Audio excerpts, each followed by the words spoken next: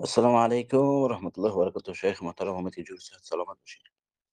وعليكم السلام ورحمة الله وبركاته. جزاك الله الحمد لله شيخ خوبه. عزیز. سوال داشتم شیخ عزیز. مردم افغانستان زیادترشان البته کفر به طاغوت هنوز نمیشناسند، اما در عقیده اگر از بعضش بیان کنی از قرآن و سنت برش بیان کنی عقیده باور دارن که با طاغوت باید کفر بورزی، اما فی الحال عالم نیست که برایشون بیان کنه. اگر هم بیان کنه به جرم تکفیری یا بر جرم خوارج دستگیر میکنه، یا هم زندانیش میکنه یا هم از بینش میبره. دیگه حکم اینها از نگاه شریعت چی است؟ البته در مجموع همه مردم افغانستان هم میگم. جزاک الله. السلام علیکم و رحمت الله و برکاته. وعليكم السلام ورحمة الله وبركاته. البته که اون چیزهایی که تکفیر بالعموم که یک مجموعه که مثلا در افغانستان هست، اگر یک مجموعه بله باشد به مثل امروزینه طالبانی که موحدین رو در گوجه دستگیر کنند، قتل میکنند، بے رحمانه قتل میکنند. اینها این طالبا خودش اولا عقیدتاً صوفی، صیفی، ماتریدی، اشعری، قبوری، سیاستاً دموکرات هستند. از نظری سیاست هم از نظری عقیده هم. به همین خاطر ما مقصد اینها اگر اینها بغیر از اینها کی میکند دیگر مگر یگان موحد موحده. بله موحد کشتنش ممکن است، چگونه که بین صحابگان نافهمایی ها شده بود، اما امروزینه که در افغانستان شده ایستاده است، موحدین را برده کشته ایستادند. البته اینها خود که مرتد هستند، اینها خود مرتد هستند، اینها خود مشرک هستند. عقیده اینها که ضد توحید است، ضد قرآن و سنت است، با کفار اصلی صلح ابدی کردند، اما موحدین قتل عام کرده ایستادند. ما چی گوییم؟ اینها مرتد و مشرکین هستند. البته که الله سبحانه و تعالی دعا میکنیم که موحدین از ظلم این خبثا و از بیرحمی این خبثا الله خودش به موحدین نصرت بدهد و موحدین نجات بدهد.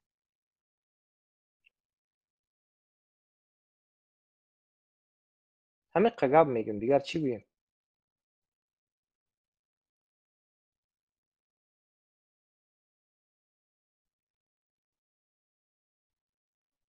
بله بفرمایید.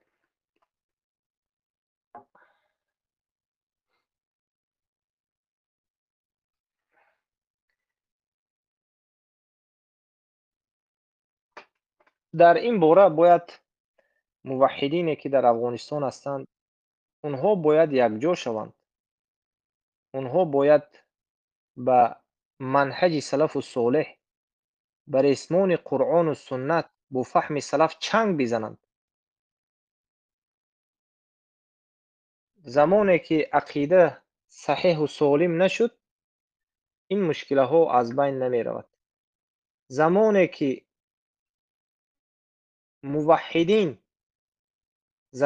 موحدین و مسلمان ها متحد در زیر قرآن و سنت با فهم سلف یکجا نشدن، هیچگاه نصرت الله نمی آید. انا این گونه مشرکین و مرتدین و قبر پرستا بر بالای مسلمان ها و موحدین راهبر می شوند، عاقبت به دین خود هم عمل کرده نمی توانند. بله اونها با عادیترین چیز، با عادیترین سنت ضد هستند. شیعه ها عاشورا و دیگر عملهای خود در اونجا انجام می دهند، اما موحدین یک سنت رو وقتی که یک سنت رو انجام می دهد، بر ضد اون баъзе коғазҳоро вақте равон кардан, баъзе бародарҳое ки аз Афғонистон ҳастанд, қонуние ки дар масъалаи рафъул ядайн, дар масъалаи таровеҳ, дар суннатҳо онҳо зиддият мекунанд. ҳоле куҷо бимонад ки дар асли дин онҳо зиддият накарда бошанд. яке аз онҳо мегӯяд ки касе Қуръону суннат бигӯяд, касе санад бигӯяд, санад as-санаду динун, as-санаду дин, санад дин аст. касе санад надорад, ӯ дин надорад. санад дин аст. мегӯяд касе Қуръону суннат бигӯяд, касе санад бигӯяд ва касе мушрикро мушрик бигӯяд, ин ваҳҳобӣ асту фалонӣ асту улонӣ аст мегӯяд. дини Аллоҳро гирифтанд. яъне аҳли бидъат як қоида доранд. дини Аллоҳро ба воситаи шахсиятҳо мехоҳанд бизананд. масалан мегӯянд ки ҳамин абу Муҳаммад Маданӣ ё инҷа абу Абдурраҳман, абу Ҳалима, абу Асмоа, абу Умар, Ҳаниф, инҳо ҳамаш такфирӣ ҳастанд. инҳоро гӯш накун мегӯяд. бурӯ мегӯяд рав як каси дигарро гӯш бикун мегӯяд. ин хубасо намегӯянд ки такфиригии инҳо дар куҷо ҳаст, исбот карда наметавонанд. аммо Қуръону сунната зикр мекунад, санадро зикр мекунад. такфир дар дини яҳуду насоро буд. касе бигӯяд ки дар дини ислом такфир нест, худаш як кофир аст. вай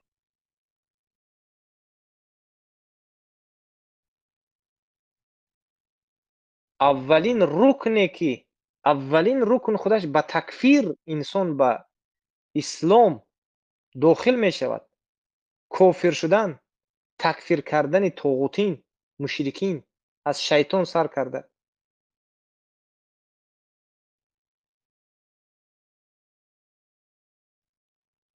инҳо омаданд Қуръону суннатро гуфтанд. касе Қуръон бигӯяд, суннат бигӯяд, касе санад бигӯяд, касе мушрик бигӯяд, кофир бигӯяд, ин хеле баъзе номҳои уламои аҳли сунната гирифта баҳонаи як ном қатӣ. аллоҳ субҳанаҳу ва таъала дуо мекунем ба аллоҳ субҳанаҳу ва таъала ки ин хубасоро аллоҳ хору залил кунад. ин хубасо ба воситаи уламо, ба воситаи толибилмҳо хостанд дини Аллоҳро дар зеҳни мардум бад нишон бидиҳанд ва ҳамун дине ки худсохтаи ақливу философие ки дар зеҳни онҳо аст, ҳамонро хоҳанд ба мардум мунташир кунанд.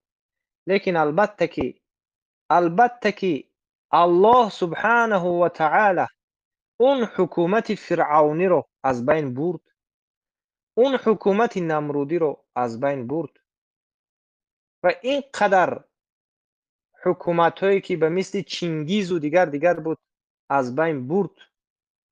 2000 соле ки ҳукмронӣ кардагӣ империяи Румро аз байн бурд. инҳоро ҳам рӯзе аз рӯзҳо Аллоҳ субҳанаҳу ва таъала аз байн мебарад. аммо дар таърих асос ин аст ки худи ҳар як на фақат ҳукумат, балки ҳар як шахс дар таърих кӣ буданаш ва дар назди Аллоҳ субҳанаҳу ва таъала кӣ буданаш асос аст. аввалан дар назди Аллоҳ субҳанаҳу ва таъала оё ба имону ба тавҳиду ба ислом меравад ё ки ба ширку куфру ба залолат.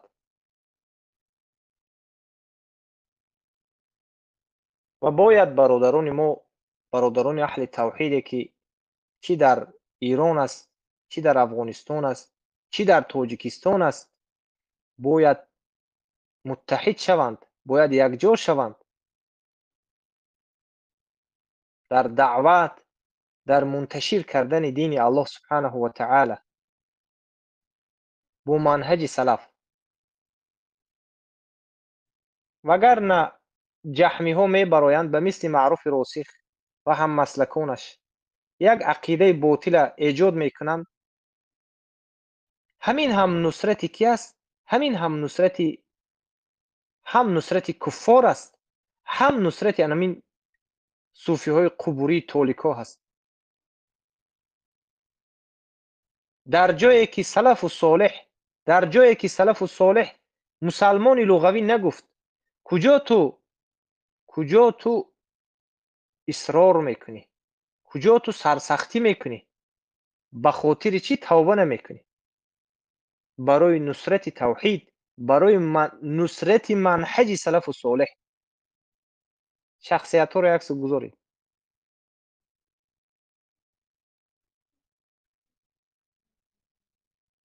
به همین خاطر تا زمانی که هر یک موحد هر یک کار و فعالیت خودش به خاطر رضایت الله و موافق منهج رسول الله صلی الله علیه و سلم با فهم سلف نمی کند، هیچگاه نصرت نمی آید. انمی خوری و زوری، انمی زلالت، انمی خیر رفتن میگیرد. و هر کسی که در این راه توحید با منهج صحیح، با منهج قرآن و سنت، با فهم سلف استقامت میکند، انمی انسان ها نجات مییابند.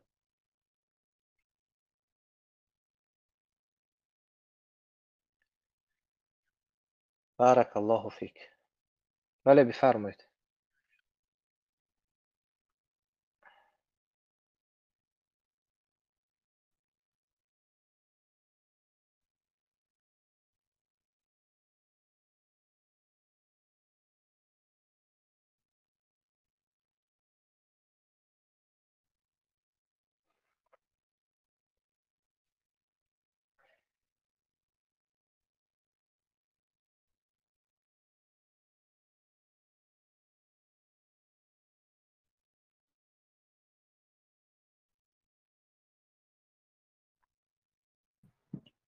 السلام علیکم و رحمت الله. و علیکم السلام و رحمت الله و برکاته. اخی جان خوب است؟ سلام شد خوب است. الحمدلله خوب هستم. یک کم تر سخن داشتم به اهل موحدین اگر اجازت باشد. بفرمایید. برادر جان، راستم امروز یک صحبت داشتم با یک شخصیت. مسئله می توحید گفتم. من خیلی کمی هم باشد که دین الله را آموزد و توحید را. اون شخصیت راست گپ هم قاری قرآن است، خیلی کمی بیش و سواد دارد. بعد درباره تعویض کمی بحث کردیم. گفتم خیلی بعد راست گپ من راستی بارم خیلی باوری هم نداشتم که اون شخصیت خیلی در نظر من اون شخصیت راست گپ هم در انسانی با ثبات میتو، اما وقت نشان داد که الله اعلم نه در توحید بوی دارد، نه در منهج اهل سنت والجماعت است. چی گفتنی اما در این سخنا برادران موحد؟ من همین روز مثال گپ به قدر توحید و به قدر کلمه لا اله الا الله رسیدم که الله مهربان هر چه انسان هر خیلی در مابین میلیون انسان ها الله مهربان بنده اون دوست داشته به این کلمه مشرف میکنه و با نصیب میکند که الله مهربان که معنای این کلمه رو و زندگی را از برای الله و از برای همین کلمه زندگی کردن رو نصیب میکنه. برای خاطر اون که برادر جانو به قدر توحید رسید، به قدر اون دین الله برسید. الله یار و مددگارتون باشه رفیق جان. بارک الله فیک، بارک الله فیک. بهترین. بله، نگاه کنید، بسیاری از مشکل‌ها همین است که قدر توحید رو نفهمیدند. بسیاری ها قدر توحید رو نفهمیدند. بسیاری انسان ها قدر توحید رو نفهمیدند. اگر قدر توحید رو میفهمیدند، بعضی هم میویند میگن که سبحان الله، میگد فلانی انسان میگد اینقدر میگد عالم، چگونه میشود که وای انسان کافر شدنش ممکن است؟ میگد جهم ابن صفوان جاهل نبود، یعنی به این معنی که البته یعنی از همه بوباد نه، از بسیاری مسائل ها مثلا علم داشت. بسیاری علمایی که مثلا هستند، الا من رحم الله، مگرم کسانش که الله رحم کرد از عقیده باطلشون گشتند. به مانند ابوالحسن اشعری از عقیده خودش گشت و اعلان کرد و دو کتابی که الابانه من اصول الدیانه و همچنین دویم کتابش که مقالات الاسلامیه از عقیده باطل خودش گشت. الله رحم کنند، کسانی که الله به آنها رحم میکند اونها میگردند. به همین خاطر الله سبحانه و تعالی رحم کند به انسان، به علم و به سالهای سال خوند است، فلان قرآن حفظ کرده است. میگد این گونه انسان هایی که مثلا در زمان احمد ابن حنبل، کسانی که در اطراف مأمون بودند، مثل ابن ابی دؤاد، معتزلی ها، اینها هم همش خوندگی بودند.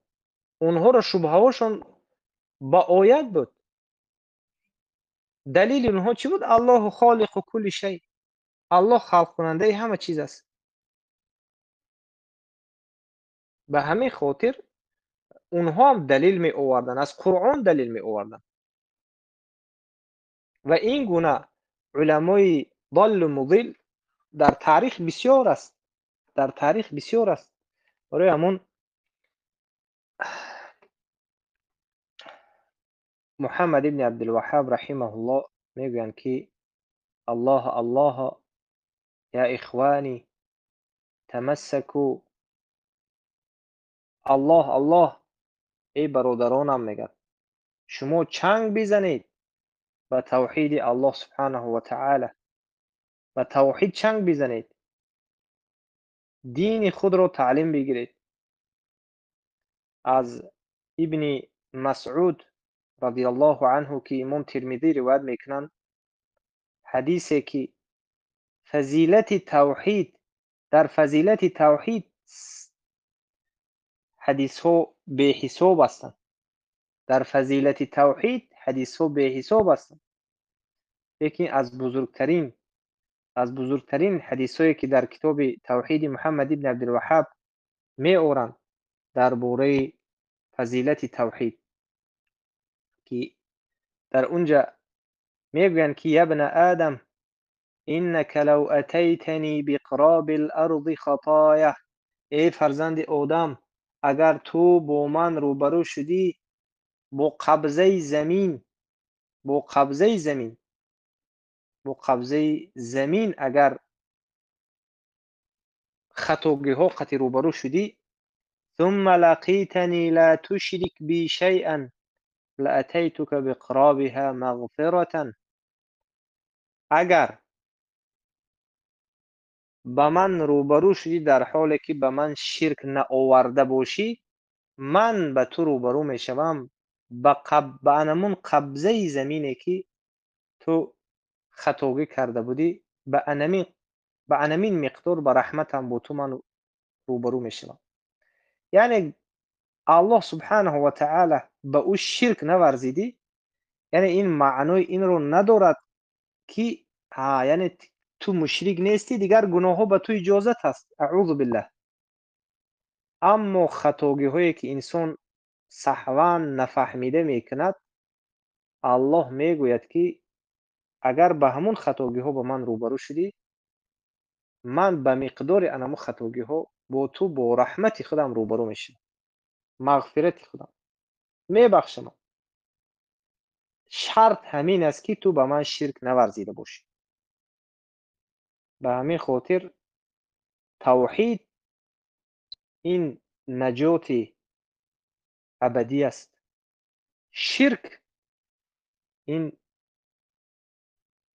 ضرر و زیان و عذاب ابدی، به عذاب ابدی انسان گرفتار میشود.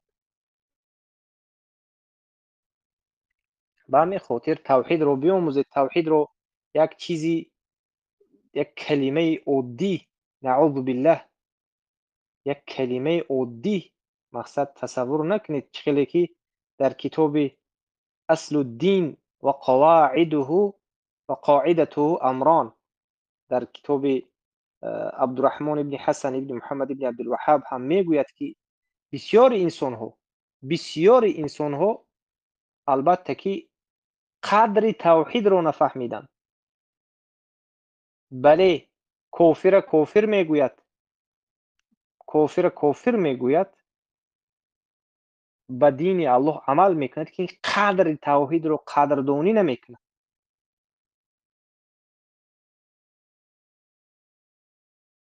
بسیاری از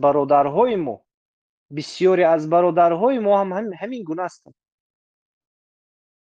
توحید خود رو همیشه در خطر میگذارد.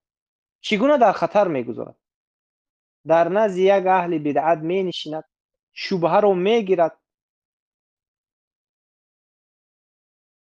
اهل بدعت رد زده نمیتواند. اهل بدعت نه پروای تو را دارد، نه پروای دینت رو دارد، نه پروای خودش رو دارد. وای پروای همون عقیده باطل خود دارد. چیکار کند؟ در بین موحدین یک فتنه، یک شبهه رو بکارد و ایجاد کند.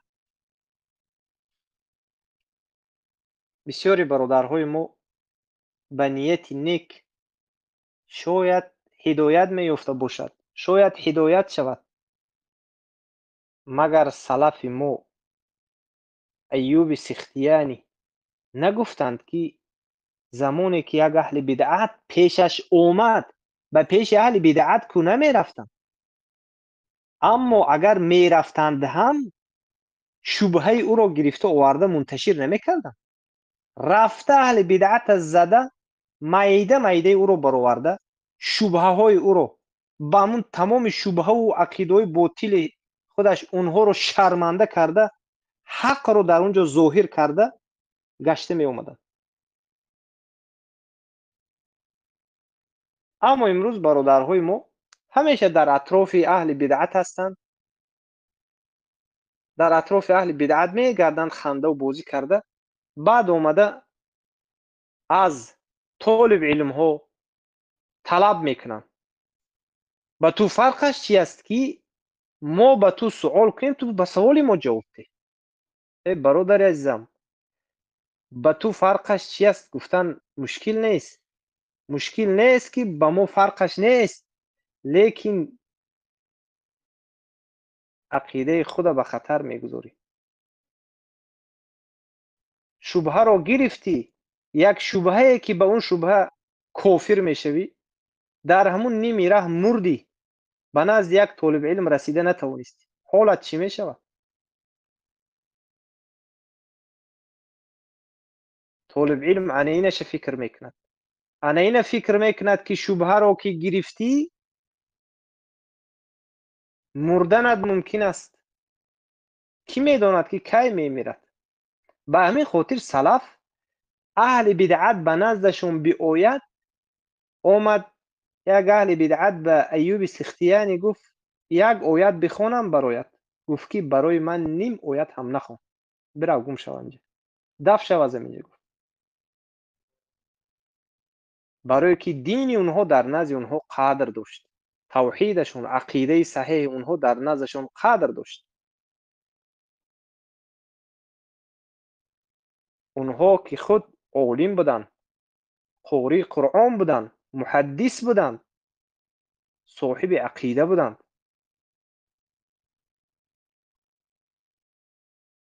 بعداً به نزد یگان اهل بدعت یگان طالب علم نرود، این طالب علم ترسانچه کس میگن.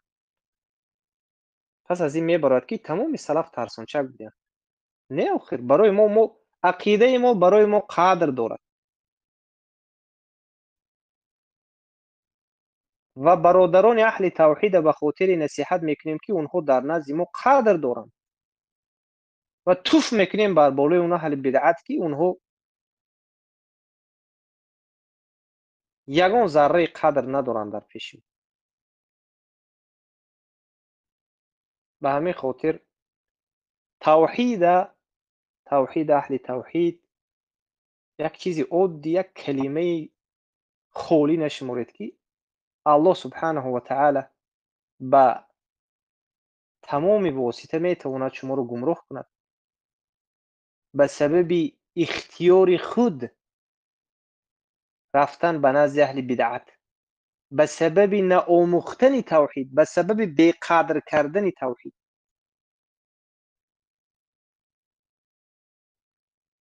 صحابگان چقدر میترسیدند از نفاق، از شبهه. یهودی ها آمدن به نزد صحابه ها شبهه پرتافتند که گفتند اون حیوانی را که شما میکشید این حلال است و الله سبحانه و تعالی جانش رو میگیرد، چگونه حرام است؟ صحابه به نزد رسول الله صلی الله علیه و سلم آمدند. صحابه ها رفته از اونها شبهه رو چینده نآمدند، بلکه یهودی ها خود آمدند شبهه رو کاریدند. زمان آمدن الله سبحانه و تعالی آیت نازل کرد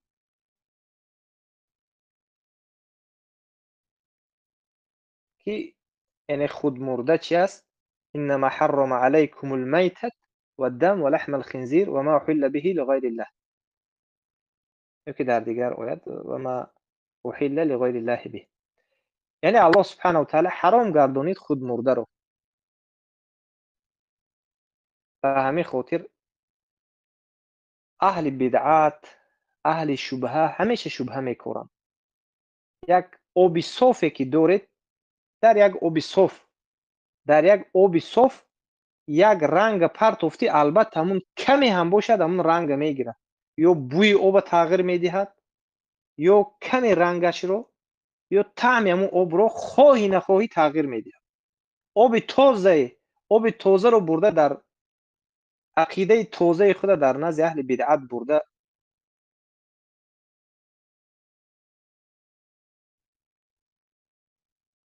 همین گونه به مثل آب تازه برده در نزد او جزیر کرده و ویران کردش کار میکنه. احتیاط کنید برادر اهل توحیدم، قدردانی کنید توحیده. این یک نعمت است. این یک امروز الله سبحانه و تعالی به نهایت آسانی کردگی است. تمام کتاب‌های توحید به شرحش، اصول الثلاثه به شرحش و دیگر نواقضها به شرحش، همش به زبان تاجیکی، به زبان فارسی است، به عربی و به ازبکی و به تمام نمودش هست. اینها یک امتحان و یک حجتی هستند که ما اگر بی‌پروایی کنیم، قدردانی نکردن توحید خودش نخوندن انمون کتاب های توحید است که انسان قدردانی نکرد البته به یک کفر و شرک واقع می شود. بی قدری کرد، بی پروایی کرد، به کفر و شرک واقع می شود به سبب جهالتش، به سبب بی اهمیتش. چگونه که ابو حنیفه رحمه الله در کتاب فقه الاکبر می فرمایند که اگر انسان یک مسئله رو نفهمید، یک باره از یک عالم بپرسد تا زمانی که انمون مسئله رو درباره از مسائل دقایق توحید اگر نپرسید به تأخیر گذاشت بی‌پرواگی کرد در شبهه می‌غلطد و کافر میشه. در شبهه می‌غلطد و کافر میشه. الله المستعان. شیخ حنیف حفظك الله، اهلا و سهلا شیخ. بفرمایید شیخ، کمی صحبت کنید. الله یستر.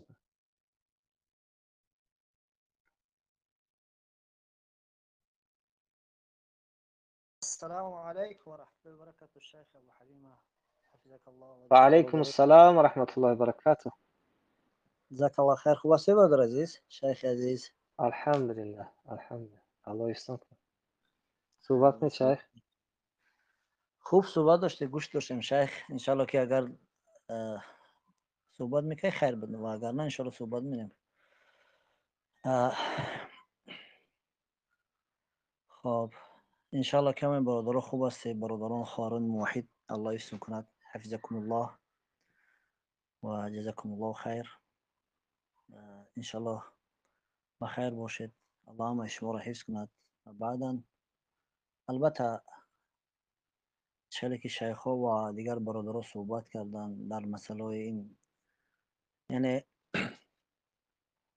اختلاف هایی که در زمان ما و شما است، مثل اختلاف های مثلا که این جهمی های زمان و همچنین خوارجین و دیگر اهل بدعت که مبارزه میبرند و مقابل اهل سنت مثلا که کوشش ها میکنن از حزبی ها باشد. الحمدلله که امروز دیدیم که همشون شرمنده شدگی هستن به اذن الله سبحانه و تعالی، به اذن الله. و همشون الحمدلله که به دلیل به حجت ماندن. یگانه کسی است که اهل سنت و الجماعه و یگانه کسی است که پیروان قرآن و سنت با فهم سلف، اونا الحمدلله که همه وقت با حجت هستن، با دلیل هستن و اونا هستن که روز تا روز ایمانش و توحیدش اوج میگیرد، استوارتر میشوند در عقیده. الحمدلله الحمدلله که این رو الله سبحانه و تعالی به ما شما نصیب کرده است. و بعدا الحمدلله که الله سبحانه و تعالی به ما شما با باطل هم حق رو نشان داد و به ما نصیب کرد الحمدلله، و باطل رو هم به ما نشان داد و ما رو از او دور کرد الحمدلله. و بعد گفتنی هستم که این خرافات های و این بدعت ها و این اختلاف های که این جهمیه و خوارج های زمان شما ایجاد کردن، الحمدلله که با کوشش برادرها و شیخ ابو محمد حفظه الله و شیخ ابو حلیمه حفظه الله و شیخ ابو عبدالرحمن و ابو حلیمه که برادر ابو عمر و دیگر برادر ابو اسماء و دیگر شیخ ها، الله همه حفظ کند، کشف و رد شد. و انشاءالله که تا روزی که هستن کوشش کنن باز رد میشد از جانب ما موحدین، از جانب شیخ های ما، طالب ما. لیکن ما بین این با هست خیلی که برادر رفتن بعضی مردمی هستن که به شبهه گرفتار شده هستن. ما برای او میگیم که کسایی که موحد هستند و بعضی شبهات این جهمیه یا که با بعضی این یعنی شبهات خوارج گرفتار شدگی هسته بر بگرده و کسایی که مثلا از کفر کردگی هسته مثل راسخ امثال اونها توبه کنه، بر بگرده. الله سبحانه و تعالی ان شاء الله که توبه شما را قبول کند و کسی صادق هسته که الله سبحانه و تعالی خودش میگه اعوذ بالله من الشیطان الرجیم ان الله یحب التوابین. الله دوست می‌دارد به هر آینه که را کسایی که توبه میکنند. شما را یگانه چیزی هست ای کسایی که با کفر با شرک و با بدعت گرفتار شدگی هسته، شما را یگانه چیزی هست که توبه است. شما رو برمیگردوند به چی؟ به همون یعنی که وقتی که پیش بودید. یعنی البته بعضی تو از اول هم خیلی عقیده کفری شرکی داشته، یعنی که نشان نمیده، ظاهر نمیکرده، اما الله سبحانه و تعالی نمیموند که منافقین و کذاب ها ما وقت همین خیلی پوشیده بگردن. روز از روزها الله او را آشکار میکند و اهل سنت و طالب علمایی که هستند اونها شما را کشف و رد میکنند. شما به چیز نمیمونید، زیرا که در زمان رسول الله صلی الله علیه و آله منافقین بودند و بعضیش الله سبحانه و تعالی به اون نشان داد و بعضیش آشکار کرد. البته بعضی از نفاقای است که ما و شما شاید نفهمیم شو، لیکن کسایی که مثلا نفاقشو به درجه میرود که به کفر، نفاق کفر است، ان شاء الله که ما و شما از قرآن و سنت دلیل داریم که میشناسیم شو. و گفتنی هستم که بر بگردید، از الله بترسید. کسایی که مثلا به سبب مقلدی یا کسایی که به سبب مثلا حب داشته، دوست داشته یک شیخ یا طالب علم رو رفته، شما هم بر بگردید. اگر رفت و فهمیده خطا و کفر شرک استاد و خود شما رو بر بگردید، انشالله که به اسلام و الله سبحانه و تعالی توبه پذیر است و توبه بکنید، بر بگردید. و دیگر اون کسایی که کارش همین است که فقط عیب و کمبودی میکنن، شما از دست شما چیزی نمیآید، زیرا شما کسایی هستی که باباهای شما، اجداد شما، سلف شما این کارو کردن، بر یعنی که سلف ایمان نتونستن که یگان کار کنن مگر شرمنده شدن، مگر اینکه مثلا که ماندن، که لال ماندن. الحمدلله که ما دیدیم که امروز راسخ به اهل راسخ، کسایی که اهل گفتنی هستن، البته من اهل بیت رو نمیدونم، اهلی که کسایی که مقلدین اون باشن، هم بگیم که عقیده و اصلا مثل ابو مسلم و مثل انا ابو محمد افغانی بود، چی بود و دیگر امثال اون که به نام ابن تیمیه خراسانی یا که به نام انا بالاخره دیگرهاش، و همچنین از تاجیکا عبدالغریب جهمی بیچاره مسکین و دیگر غربای بیچاره مسکین که نه عقل دارد نه فهم دارد نه یک چیز رو میفهمد، فریفته خورده بود.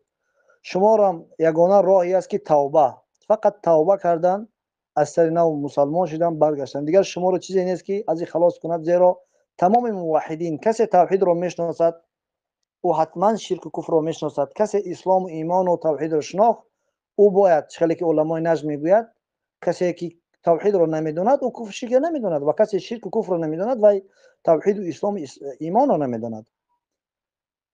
کاری کرده که برای خودتون مشکل کرده، چخلی در ابتدا گفتم گدوات کرده، مسئله عادی را عادی، مسئله چی بود؟ مسئله اسلام و کفر بود، برده بر مسلمان حقیقی، مسلمان حکمی.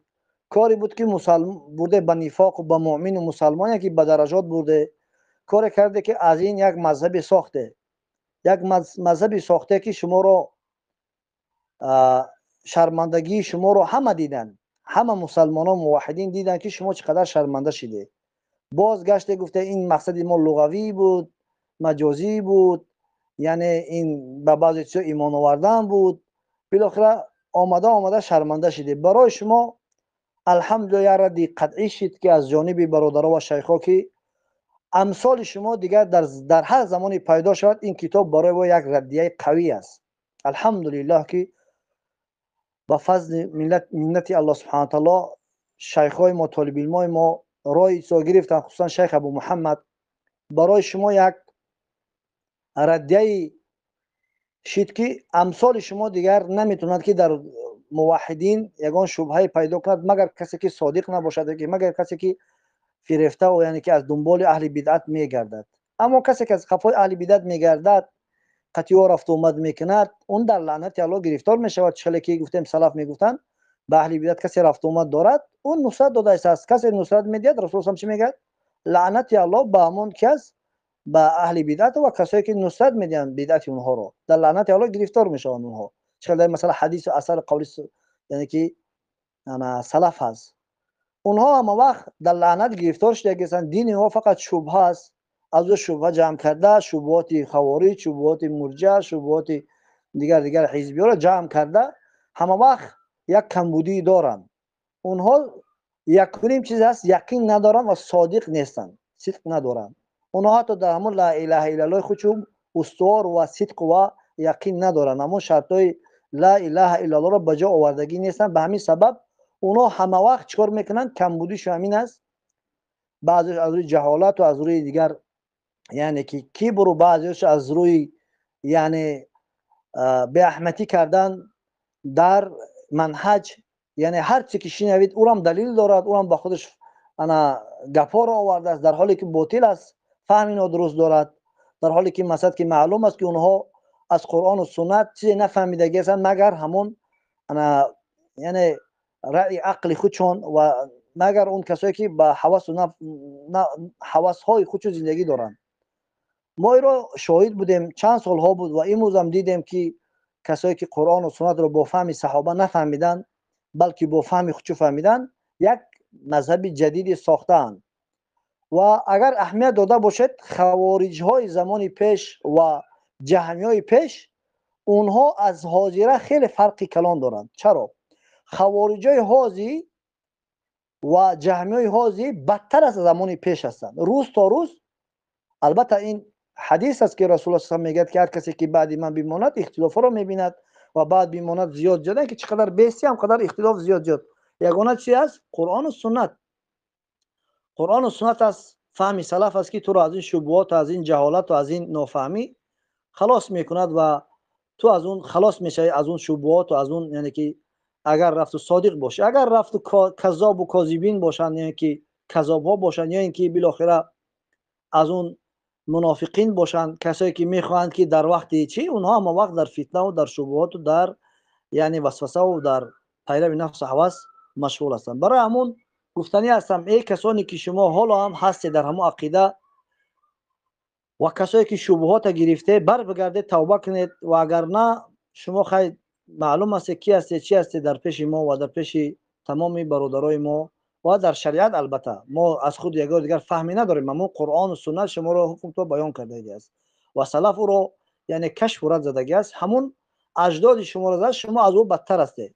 اگر اونها گفته باشند که جهل عذر است، اگر اونها گفته باشند تقلید عذر است، اگر اونها گفته باشند که یعنی که فهم عذر است، فهم نادرست دارد، بالاخره دیگر عذر گفته باشند و خوب است جهمی، شما بدون اون که جهل عذر بگویید، بدون اون که تقلید را عذر بگویید، یک باره کفار و برادر خود و دوست خود و مسلمان خوانده اید. اگر شما بگویید که نه ما او را برادر نگفتیم بلکه فقط مسلمان گفتیم و تمام، باز تناقض بخشی شما می شود، با عقیده شما می شود. برای همون این هم از روی جهالت، از روی صادق نبودن شما است، از روی کبر و خودنمایش و یعنی که شهرت خواهی شما است. و اگر نه یک مسلمان نمیتوند که اگر طالب علم باشد یا که دیگر باشد غیر او باشد نمیتوند که حق را بیند و چیکار کند او را قبول نکند.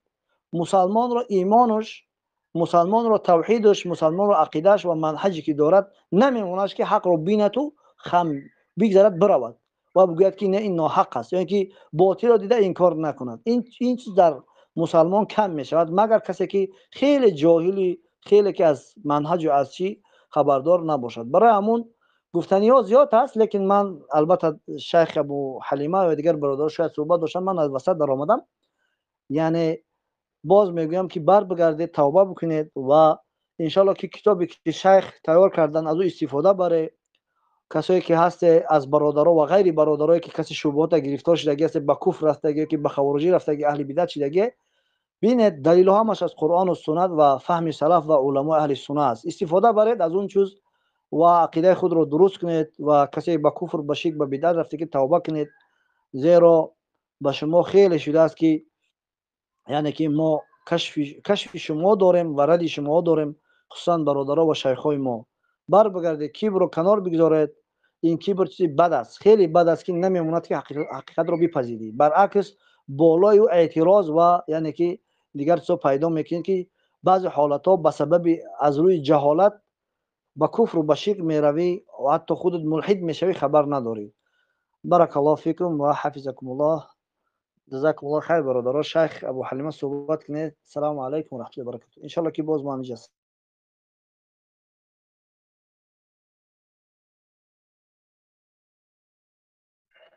وعليكم السلام ورحمة الله وبركاته. بارك الله فيك شيخ. الله سبحانه وتعالى حفظتون کند.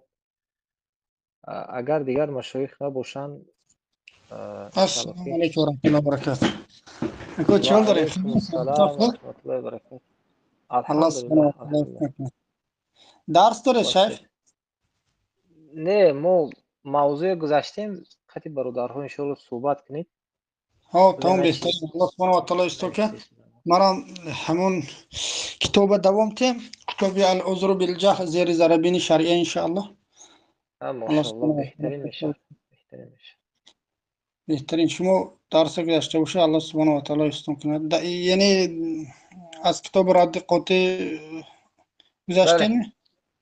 بله بله بله بله. الله سبحانه و تعالی استون کنه.